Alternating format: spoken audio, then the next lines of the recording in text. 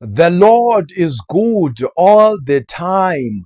Ndiza kuwe namhlanje ndikubulisa mntana wenkosi uYesu Kristu othandwayo inkosi uYesu Kristu, ndisithi kuhle emoyeni wam nasemoyeni wakho ndiyathanda uba kube kuhle. Sithetha ngencwadi kaMateyu chapter 6 siqalisa kuverse 5 siyophela kuverse 17. La mazwi athethwe nguYesu Kristu efundisa uYesu Kristu ngendlela yokuthandaza, kuba abafundi bakhe beza kuye bambuza into okokubana sithini ukuthandaza, usifundisa ukuba sithandaze njani, kuba besithi abafundi bakaYohane bafundiswa nguYohane ukuthandaza. Kwaye ke siyazi into okokubana amabandla ngamabandla aneendlela zawo zothandaza. Amatshetshi anendlela yawo yokuthandaza, amawisile anendlela yawo yokuthandaza, amazayoni anendlela yawo yokuthandaza, nabazalwane banendlela yabo yokuthandaza. Ngoko aba bantu babefuna ukuqinisekisa uba yeyiphi eyona ndlela yabo yokuthandaza. Xa bethandaza fanele ke bathandaze ngayo. UYesu Kristu uyaqalisa kuyathetha from kuverse 5 kuyotsho kuverse 17 eyicacisa yonke indlela yokuthandaza, uba eyona ndlela ebalulekileyo yokuthandaza kukuthandazela emfihlakalweni. Kuba uthi bonke abantu abathandaza endaweni yoba babonwe ngabantu, uthi umvuzo wabo bawufincile, kutsho ukuthi into ebebeyithandazela sele beyifumene kuba benze phambi kwabantu. UThixo akho nto iyenye esizawuphinda benzele yona, ngenxa yoba yonke into yabo bayenze phi? Phambi kwabantu, uba babonwe ngabantu.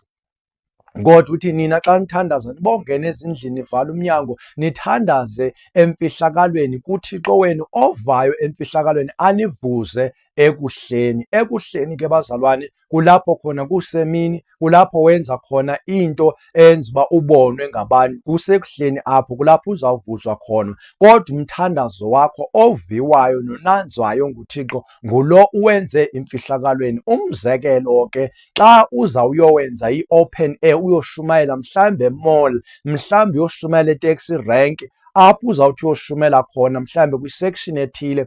Hayi ke, into ofana uyenze kuqala, funeka uqale ngokuthandaza. Uthandaza usendlini, uthandaza usebusuku, uthandazela ukuya kwi-open air, uthandazela uba uyoshumayeza abantu.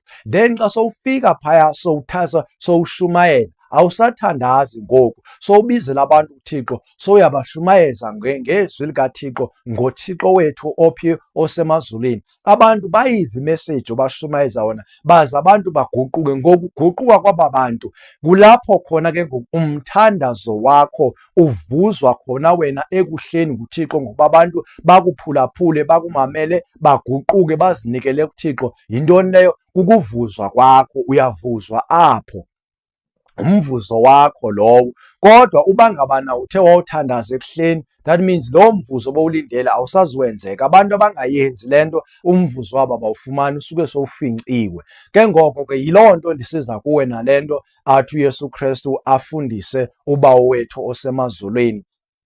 Xa efundisa ngoBawo wethu osemazulwini, ufundisa into yokubana wazi uba umthandazo wakho uya kubani, uya kuBawo wakho ophi. Ufuna wazi neposition yakho uba usemazulwini. Loo nto ikuvalela into yobana ungabi naso isithixo, into ozayithatha uyibeke phambi kwakho, uyijongane nayo, uthethe kuyo okanye uthethe nayo, ngoba uThixo wakho ufanele umazi uba usemazulwini.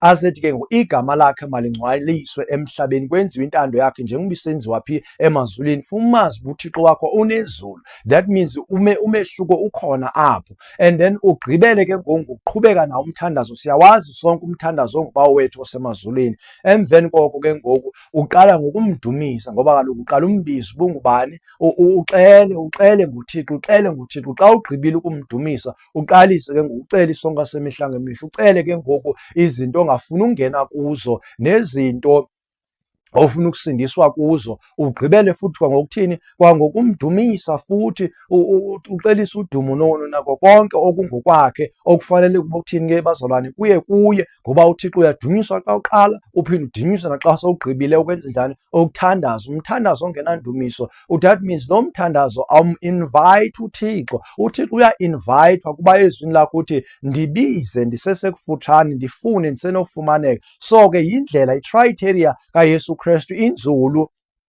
andingayi-unpacka bit by bit, but apho ndiye khona nento endifuna ukuhlala kuyo kakhulu yile isethi emfihlakalweni, nokwambula imfihlakalo uba imfihlakalo iyintoni, imfihlakalo iphi, imfihlakalo kuxeshani xa kuthiwa imfihlakalo. Imfihlakalo ke bazalwane kakhulukazi siyibonile imizekeliso, funeke futhi siphinde sifunde kwakuKristu Yesu kuba uthe funeke sifunde kuye. uYesu Kristu ebethandaza emfihlakalweni. Lithi lizwi ke kwiincwadi zikaMateyu nakwiincwadi zikaLuka nakwezikaMark nakwezikaJohn, lithi uYesu Kristu ubesithi uYesu Kristu kwakuba kutshona ilanga azikhwebule kubafundi nasebantwini bonke, aphume aye bucala aye entabeni yakhe ayothandaza ubusuku. Ubusuku buthetha uba apho khona kusebusuku kungabonakali, kungekho mntu ukubonayo, kulapho khona kunemfihlakalo yakho, kulapho khona ufaneleke uthandaze khona kuThixo wakho osemfihlakalweni. uYesu Kristu ebeyenza ke loo nto, ayothandaza ubusuku bonke, abuye ekuseni. Xa ebuye ekuseni esenza imisebenzi ebeyenza yokuphiliswa kwabantu, yokuhlanjululwa kweedimoni, kwiiqhenqe, zonke izinto abantu uYesu ebebaphilisa kuzo, kukuvuzwa kwakhe. uJehova usemazweni ebemvuza emini ngoba ebethandaza ebusuku, ekuseni avuka avuzwe kwimisebenzi ebeyenza. Abantu akwazi uba uYesu Kristu ababeka izandla baphile ngenxa yoba ubethandaza xeshani, ebusuku uYesu Kristu. Siphinde futhi sive xa siphinda futhi sifunda kwincwadi, haleluya, yemizekeliso. Incwadi yemizekeliso iyasixelela kwincwadi yezenzo zabapostile, Acts, iyasibonisa into okokubana abapostile babenikiwe into yoba mabahambe bayolinda kwigumbi eliphezulu, balinde umoya oyingcwele. Bathi besalindile kwigumbi eliphezulu, that means babethandaza, umnyango wawuvalwa kulaa ndawo bekuyo, and then bathi belindile kwelo gumbi bevalile besemfihlakalweni bethandaza, bemqhelomnye umoya oyingcwele wehla ngokwedinga elabekwa ngubani? nguThixo. Bavakala beneelwimi ezintsha bedumisa uThixo, baqala bangasabi ngaphakathi, baphuma ngoku endaweni esemfihlakalweni baya phakathi kwabantu, phambi kwabantu, bayixela imisebenzi kaThixo, bemdumisa ngeelwimi. Wabavuza uThixo ngeelwimi, wabavuza uba bavuke ngabantu. Abantu baqale bafuna ukwazi uba kwenzeka ngantoni, bafuna abantu bacacise into yobana kwenzeka ntoni la madoda, ngabanxilile, enzani la madoda, kwenzekani kula madoda, asele iwayini. Aqala la madoda ayi-explain indaba, aqala la madoda ayichaza indaba. Lithi ke ilizwi avuzwa nguThixo ngabantu, kwasindiswa abantu abangamadoda about 5,000 yamadoda abaliwe. Amakhosikazi akabalwanga, abantwana babalwanga, kubalwe nje amadoda. That means kungaphezu kwe-5,000 yabantu abasindiswa. Leyo nto ithetha uba bavuzwa ke ngokwapha emini. Siyeva futhi ngokubanjwa kwakhe umpostile uPeter, xa ebanjiwe umpostile uPeter esentolongweni. Ekubeni kwesentolongweni kwakhe kulapho khona ibandla lahlangana emveni basokubulewe umfowabo wenkosi uYesu Kristu uJames, then ibandla lahlangana lathandaza. Siyeva into yokubana ezinzulwini zobusuku yafika ingelosi kaThixo ithunywe ezulwini, yafika yamchukumisa, zaqhawuka iitsheyini, yamphakamisa, yamvusa, yaphuma naye, iminyango yazivulekela, nesango lazivulekela, waphumela ngaphandle, waba usephupheni, ecinga uba fanele usephupheni. Uthe baphume ngesitrato, yanyamalala ingelosi. Ekunyameleleni kwengelosi waqala waqonda ubana funeka aye apho kukho khona abazalwane, aye ebazalwaneni. Xa ifikayo lo mzi afika kuyo, okuthiwa kwakungowomprofeti, lo mprofeti lo engumvangeli nanoba ngumprofeti wayinabantwana abaprofetayo abangamantombazana. Xa efikayo apho wafika wavulelwa intombazana okuthiwa nguRhoda, if I'm not mistaken. Then xa ifika le ntombazana iba nomunyu, iyonwaba xa ifika iva ivoice uba nguPeter lo onqonqozayo, iya kuyithi nangu uPeter. Bathi abanye hayi, ayingoPeter, yingelosi kaPeter. Ngenene baqhubeka waqhubeka ephezista enqonqoza.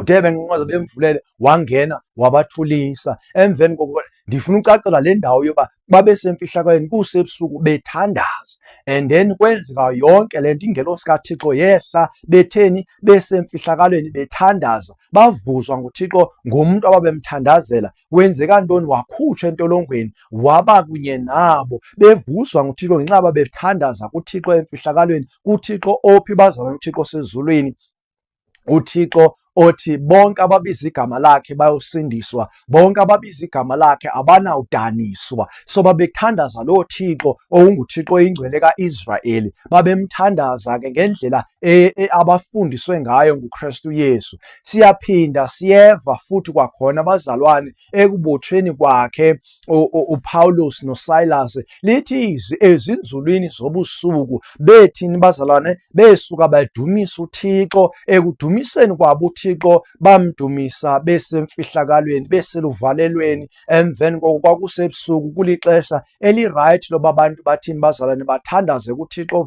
ehlakalweni, bathandaza bamdumisa abazalwane, kwanyikima umhlaba. UThixo waresponda, wabavuza. UThixo xa ebavuza kwavuleka iingcango zentolongo, zaqhawa kwi-chain kubo. Kwaqala lo wayengaphakathi ongumgcini wabo wayefuna ukuzibulala, ebona iingcango zivulekile, wakuba ehlelwe bubuthongo. Xa evukayo efuna ukuzibulala bayamkhuza bathi ungazonzakalisa isikho sonke. Lowo mntu wanikelwa kubo, bavuzwa ngaye ngenxa yoba babelazi ixesha elilungileyo lokuthandaza uYesu Kristu afundise abantu bamabathandaze ngalo. Siyayiva futhi into eyayithethwa nguYobhi kwincwadi kaYobhi. Siyafumanisa into okokubana kuyaxela into okokubana uThixo ezinzulwini zobusuku uyabavakatshela oonyana babantu. UThixo uthi esezulwini akhangele, ajonge emhlabeni, ajonge imisebenzi yoonyana babantu.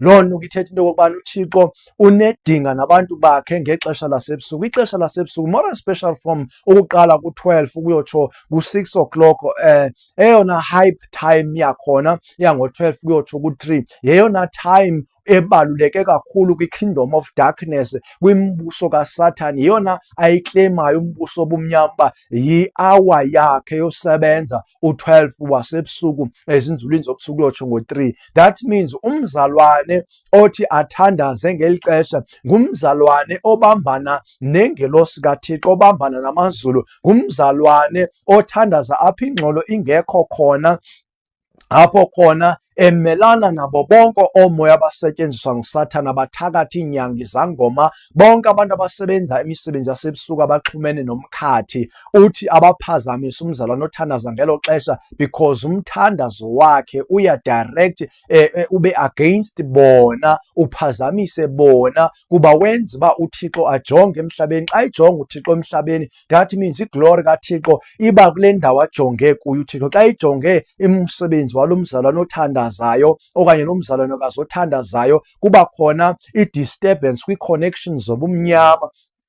Ibalulekile le nto uba abantu bathandaze ezinzulwini zobusuku. And ndifuna uqhubeka ngokwezibhalo ndicacise into okokubana ekuthandazeni enzulwini okanye emfihlakalweni, ezinzulwini zobusuku, endaweni emnyama, ekuvalweni kweminyango, endaweni efihlakeleyo, umkhonzi kaThixo u-Israyeli xa wayebuyela ezweni lakwabo kumfowabo ongubani, ongu-Esawu, uthi xa esendleleni awelise emlambeni yonke into, imfuyo nabantwana, asale yena noThixo, abambane noThixo, kuba wayesalela ukuthandaza, wayefuna ukuzinika ithuba lobathandaze kusebusuku. Lithi izwi wabambana nengelosi kaThixo, walwa noThixo, waze kwathi xa kusayo, yayiva laa nto, xa kusayo ethandaza ebambene nengelosi, esilwa nengelosi, yamphula ikuncu. Xa emphula ikuncu wathi andikuyeki thile undisikelele, wabuza uba ngubani igama lakhe, kwathiwa igama lakhe ngoku izawuba ngu-Israyeli, ayiseva izawuba nguJacob. NgubuJacob ngumntu onamaqhinga, bubuqhinga obo, kodwa igama lakhe ngoku uzawuba ngu-Israyeli. Uyise wantoni? Uyise wezizwe, obizwa ngegama likaThixo, because kwigama lika-Israyeli kukhona igama likaThixo. Igama likaThixo leli lithi El ekugqibeleni kwegama lika-Israyeli, ligama likabani? Ligama likaThixo. Igama likaJacob elingu-Israyeli liba ligama lesizwe ngoku sikaThixo esenyuliwe nguThixo. Isizwe sifumana igama ekubambaneni kwakhe nengelosi ezinzulwini zobusuku emfihlakalweni. Le nto ndifuna uyicacisa yemfihlakalo apho bendiye khona, kulapho bendijulise khona futhi kuyesu uyayixela nendaba into yobana xa uthandazayo kufuneka ube ngumuntu ohlambulukileyo, umuntu oxolelene nabantu, umuntu oxolelene noThixo. Ngamanye amagama funeka uzihlambuluke izono zakho, wenze sure into yokubana ubaxolele abantu abakonile, because emthandazweni ufundisa into yobana sithi bawo sixolele izono zethu njengoba nathi sibaxolele abasonayo. Ngamanye amagama xa unothi uThixo sixolele izono zethu njengoba nathi sibaxolele abasonayo, ube wena xolelanga abantu owonene nabo, loo nto ithetha uba ulixoki, unomoya kaSathane kuwe wobuxoki, ngoba uthetha ubuxoki phambi kukaThixo usemthandazweni uthandaza kuThixo. Loo nto ithi funeka before uthandaze, before ujule emthandazweni wakho wenze sure into yoba uzihlambululile, uzixelele izono zakho, impazamo zakho, uxolelene nabantu, ubaxolele, ubakhululile entliziyweni yakho ukuze usebenze entsindisweni. Umthandazo ungumsebenzi obalulekileyo ekungenakwenzeka into yoba abantu bavuzwe bengathanga basebenze emthandazweni. Abantu bayazibanga into ezininzi kodwa abekho ababanga umthandazo. Kukambalwa abantu babanga ixesha lokuthandaza, babanga ukuthandaza. Iinkonzo ze-whole night prayer ziinkonzo endizithanda kakhulu nendizikhuthazayo into yokokubana abazalwane bazithande, kuba iimpendulo zigarantidi ze-whole night prayer, zemithandazo yasebusuku. Yiba nexesha lokuthandaza ebusuku, yiba nexesha noThixo ebusuku, ezinzulwini zobusuku, ebumnyameni, ekufihlakaleni, ngoba uyayixela le nto uThixo uba imisebenzi yobumnyama yenziwa phi? Ebumnyameni. Kwakuba kukhanya akukho sele lisebenza imisebenzi yobumnyama. Loo nto ifuna thina sithandaze ngexesha lemisebenzi yobumnyama, thina sibe sixhumene noThixo, sidawunlowude imeseji kuThixo, sidawunlowude izinto kuThixo, ukuze namaphupho esiwaphuphayo ibe ngamaphupho asibonisa into ofanele uba siyenza, asikhuthazayo, asomelezayo, apho sithi sifumane khona i-direction yalapho fanele uba sibe siyakhona, silibandla likaKristu Yesu. Uthi amasango obumnyama akanako ukulivalela ibandla lakhe, azawulakha phezu kwedwala. Yayibona uba kufanele silwe namasango obumnyama, and amasango obumnyama i-operation yawo isebusuku, ayikho semini. Ngoko ke funeka si-operate emthandazweni. Thina indawo yethu yokuthandaza iphi? Isemfihlakalweni. Ngoko ke xa uzile ukutya naxa uthandaza, zizinto ofanele uzenze emfihlakalweni ekungabonweni ngabantu. Lixesha lakho noThixo apho kuzawenzeka izinto phakathi kwakho noThixo, apho kuzawanjelwa ziingelosi, apho iingelosi zawuthetha nawe khona. Uyayibona ke le nto yento yobana ngenene nangenyaniso libalulekile ixesha lasemfihlakalweni, ixesha lasebumnyameni, ixesha lasebusuku uba silisebenzisele for uThixo. Ngoba siyeva uJoseph owayezotshata uMiriam, okwabizwa ngoba nguMaria. Xa waye emithe ekhulelwe uMiriam, uyafika oyingelosi kaThixo uxelela yena unantsika esezinzulwini zobusukelele, uthi mthatha, ungoyiki ukumthatha umenze unkosikazi wakho, kuba into ekuye yinto evela kuThixo. Aphinde futhi athi thatha umntwana. Kufika ebusuku ezinzulwini zobusukelele, kufika ingelosi kaThixo ithethe naye ime ngakuye, ithi kuye thatha umntwana uye naye e-Egypt, ngenxa yento uHerode uyamfuna umntwana, ufuna ukumbulala. Kwakusezinzulwini zobusuku kusenzeka le nto, kubonakala ingelosi kabani? KaThixo. Ezinzulwini zobusuku bazalwane, emfihlakalweni, ebumnyameni, apho kuthandazeka khona kakuhle uThixo wethu ophi? Osemazulwini. Lo Thixo ke ongesiso isithixo, ongesiso isithombe esibunjiweyo, nesithombe esibekwe elibondweni abantu balijonge bathethe kuzo, ayingomnqamlezo obekwe ecaweni abantu bajongane nawo bathethe kuwo ngongathi bathetha kuKristu Yesu. Kodwa funeka sazi uba uYesu Kristu uphi bazalwane? Usemazulwini, uhleli ngasekunene isihlalo sikaBawo osemazulwini, onguyihlo onguyise osemazulwini, ukwanguyihlo futhi, kuba uthi uThixo afunanga ube nomnye umuntu othi tata kuye. There's no father awulapha emhlabeni ofanele utsho kuye ngaphandle koBawo wakho osezulwini, uThixo wakho osemazulwini. Nxa usithi father kwenye indoda apha emhlabeni, yazi uba hayi usakhonza isithixo wena. Le nto ofanele uyazi uba umthandazo wakho funeka uye kuBawo wakho, uThixo wakho osemazulwini. Ndiyayigxininisa le ndawo. Ndiyayibethelela le ndawo ngokuba siyeva futhi umpostile uPawule esendleleni yakhe eyayisiya eRoma. Xa wayesiya eRoma uthi ingelosi kobu busuku sisuka kwingelosi kaThixo ibimi ngakum yandixelela into okokubana andizuluza namnye umphefumlo phakathi kwaba bantu, kodwa impahla yona izawuthini, izawutshabalala ngenxa yesiphepho esizakwenzeka.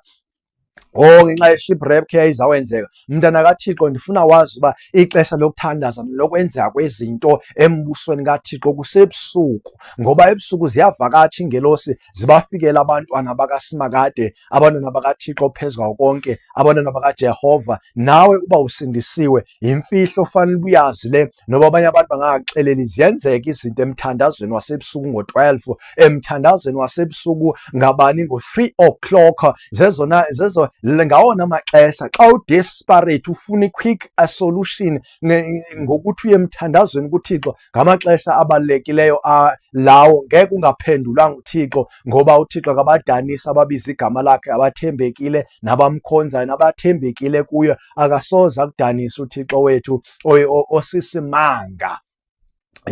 Kufanelekile uba ube dedicated emthandazweni, ayonto ufanele uyonqena. Noba umzimba sowusala, funeka wenze sure into yobana uyaya emthandazweni. UYesu Kristu efundisa abafundisi bakhe ngendaba yokuthandaza, uyabathatha uyabenyula, ukhuphuka nabintaba, uyobafundisa ukuthandaza kwasebusuku. Xa efika phaa ufika uyathandaza, bayawuzela bayalala. Uthi ngenene umphefumlo wona uyalangazelela, unentshisakalo, kodwa inyama yona ibuthakathaka, ngoba beboyiswa yintoni? Baboyiswa bobuthongo.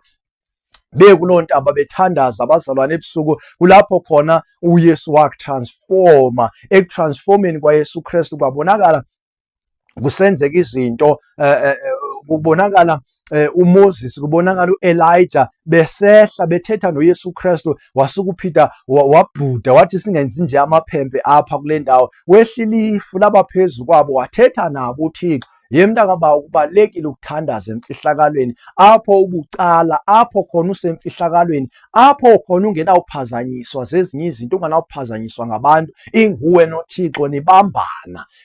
Naxa ufastile awufunekanga abantu babone, funeka uhlambe, funeka ube mhle, and funeke futhi ungathi hayi ndifastile andinamandla, andinawukwazi ukwenza 1 2 no 3. Funeka ukwazi ukukwenza konke, ufihlele abantu abakwi-surrounding yakho uba bangazi into yobana uyathandaza. Kuba kaloku ukufasta oku kukuthandaza uJesu Kristu, ikhona eminye imimoya engenawuphuma ngaphandle kokuzila ukudla nokuthandaza. Ngamanye amagama, ukuzinikela emthandazweni nokuzila ukudla zizinto eziyi-combination ebalulekileyo ekuthini ube namandla okulwa noomoya. Oomoya bazakwazi kanjani? Bazakwazi wena ngenxa yento yobana ebusuku uphazamisana nabo, uyathandaza, negama lakho lizawaziwa emkhathini uba lo uyaphazamisa. Lizawuba ligama elosatyayo nelaziwayo njengegama likaPaul.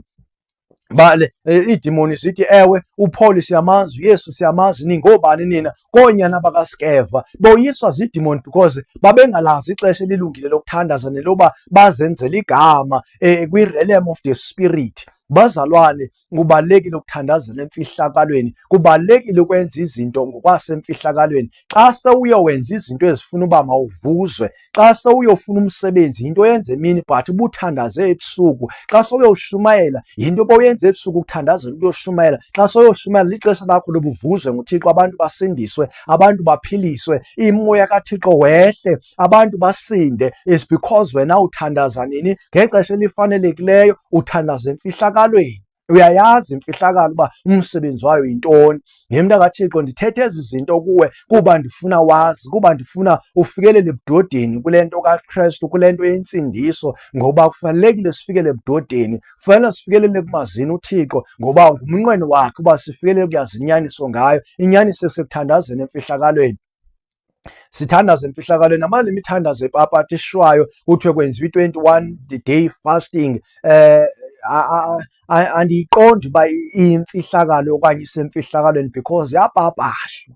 uyayibona into enjengezo zikhona into zikawujonga ubona into yobana zinento eziyilekhayo yemfihlakalo, ngoba into zikaThixo zemfihlakalo zifuna ufihlwa. Izinto esizenza emfihlakalweni sifuna amandla azo abonakalise ekuhleni, abonakaliswe emini, abonakaliswe apho siphuma siyosebenza, apho sisebenza khona. Xa sesisebenza kubonakala intsikelelo kaThixo, ifavor kaThixo inathi, esivuza ngeglori yakhe, ngefavor yakhe, nge-anointing yakhe, ngomoya oyingcwele wokwazi izinto during the day, because sithandaza ebusuku sibe nomoya we-discerning spirit. The discerning spirit sisuka ekuthandazeni, uba sithandaza ngexesha elirayithi, sithatha ixesha elingakanani sithandaza, sithandaza komphi uThixo, siyam-understanda na uThixo esimthandaza, sithandaza sikholwa na, ngoba ocelayo uThixo funeka acele esazi uba uzawunikwa, ekholwa uba nantoni ayithandazelayo izawuba njengoba eyicelile, njengoba eyifuna. Uthi uYesu Kristu, celani egameni lam nawuphiwa, nqonqozani nawuvulelwa, ofunayo uyafumana. So ke lezo zinto funeka wazi uba zizawenzeka. Athi ke xa ethetha uJames athi ocela uThixo engakholwa ufana namanzi olwandle alatyulatyuzayo, engenanto ayawuyenzelwa nguThixo, ngamanye amagama engenawuvuzwa nguThixo. Ngoba xa ukuthandaza unjalo, uthandaza ungakholwa, ufana nomntu othandaza ekuhleni, ngenxa yoba awuzuvuza, umvuzo wakho selufincile. Ngamanye amagama, you have already bowuthandazela ukubona, sowuboniwe ke ngabantu, le nto buyithandazela seyenzekile, sowuboniwe ngabantu, nabantu sebeyakwazi uyathandaza, sebeyakuncoma ngoba uyakwazi ukuthandaza futhi uyathandaza. Ngenxa yoba uthandaza ekuhleni, uthandaza ekubonweni ngabantu, awuzifihli into zakho. Ye mntakaThixo, mazifihlwe izinto ozenza emthandazweni, uze uthethe ngobungqina bento oyithandazela uThixo wakuvuza ngayo ekuhleni. Yabona xa sowuvuziwe ngayo ekuhleni, yinto sofanele uba ngoku uyiveze ekuhleni, uthethe ngayo elibayo, uqhayise ngayo, ngoba iyintoni, seyibubufakazi ngoku. Ayisevi into sayilindele uba mayiyenzeke, ayisevi into okholwayo kuyo, kodwa into selusoyazi ngenxa yoba seyisenzekile. Into xa seyisenzekile awusakholwa yiyo, sowuyayazi. Into xa seyenzekile wayibona ngamehlo wakho, awusakholwa yiyo, sewuyayazi, seyibubungqina. Athi uthi xa ethetha inkosi uDavide athi mayixelwe imisebenzi kaJehova, mayibabazwe imisebenzi kaJehova yinto yonke nomphefumlo. Kulapho khona sibabaza khona ke imisebenzi. MntakaThixo, uThixo makakusikelele, yenela ngala mazwi endikuthethele wona namhlanje nendikufundise wona ngemfihlakalo nomthandazo. uThixo makakusikelele wena nendlu yakho, wena ongekasindiswa, wena osafuna ukusindiswa, ofuna inkosi, ofuna ukuthandaza inkosi, osowufumane ukwazi ngemfihlakalo, osowufuna ukuthandaza emfihlakalweni ngaphandle koloyiko, ngoba ngalo xa sowuthandaza ngeli xesha uzawuthandaza ngalo le mfihlakalo, uzawuba likroti, uzawoyisa zonke izinto, imimoya, iidemoni ziza kuthobela. Ndithi yamkela uYesu Kristu, ngoba ngaphandle kowamyela uYesu Kristu awuzukwazi ukulingena izulu, futhi awuzukwazi ukuvuzwa nguThixo. Uzawulahlwa, kuzawuthiwa suka phambi kwam menzi wobubi, andizanga ndakwazi, ngoba uzange umamkela uYesu Kristu. Ube usithi ndathandaza egameni kaKristu, ndaphilisa abantu egameni kaKristu, ndakhipha idimoni egameni likaKristu, ngenxa yoba ndikufundise imfihlakalo, kodwa andakwamkelisa uYesu Kristu. Ngoko yamkela uYesu Kristu, vuma ukholwe ngenhliziyo yakho, ngoba encwadini yamaRoma chapter 10 verse 8 ukuyotsho kuverse 10 into yokuba ilizwi eli esilushumelayo likufuphi nenhliziyo yakho. Umuntu uvuma, ukholwa ngenhliziyo, avume ngomlomo uba uThixo wamvusa uYesu Kristu kwabafileyo. Xa ukholwa yiloo nto wosindiswa. Xa uthetha la mazwi ngomlomo wakho, kukusindiswa kwakho ubalelwe ngoku emisebenzini yantoni, yobulungisa, ube lilungisa. Ngoko yamkela uYesu Kristu, ukholwa ukuba wabethelelwa emnqamlezweni, wafa, wavuswa kwabafileyo. Xa ukholiwe loo nto usindisiwe namhlanje. Xa umamkela kuYesu Kristu utsho le nto endiyitshoyo, uvuma izono zakho zonke, uthandaza kuThixo. Emveni koko ke into eseleyo kuba ubhabhatiswe ngokufakwa emanzini. Hamba ufuna ibandla labantu abashumayela intsindiso, abathi bashumayele ngobhaptizo, uyofuna ukubhaphatiswa. Emveni koko uzabe sowuphelelisiwe embusweni kabani? KaThixo, embusweni kaYesu Kristu. Uzabe sowungumntwana kaKristu, ungaseva ungumntu kaThixo, kodwa ungumntwana kaKristu Yesu, uyimvu yedlelo kaKristu Yesu, uYesu engumelusi wakho. Mawusikeleleke ke, kube kuhle kuwe, de siphinde sibonane ngokuzayo. uYesu inkosi. Amen.